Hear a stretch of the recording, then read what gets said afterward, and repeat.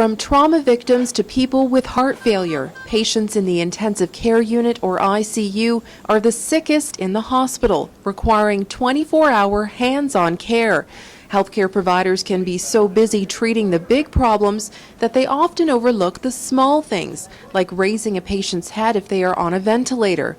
That alone can help prevent a serious lung infection known as pneumonia. Now, a new Sunnybrook-led study is helping make sure 6 small but powerful interventions reach ICU patients. The challenge that we were facing involved coming up with ways that we could improve the quality of care for these patients who are at the highest risk for death and for complications.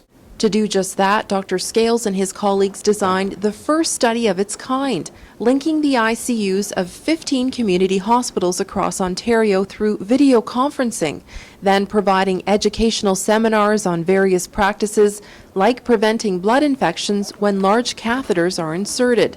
Other tools like checklists similar to the ones pilots use before takeoff were also given to healthcare staff to remind them of best practices. Dr. Scales says the results were impressive. Overall, the hospital showed improvements across all 6 areas, though the quality intervention impacted some practices more than others.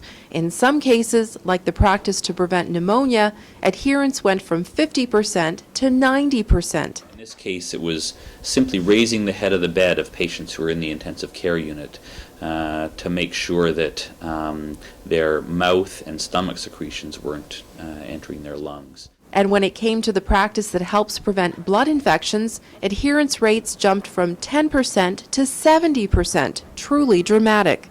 This was a very rewarding project to be involved in. Rewarding knowing that healthcare staff have been empowered with all the life-saving tools available and that the most vulnerable patients will benefit.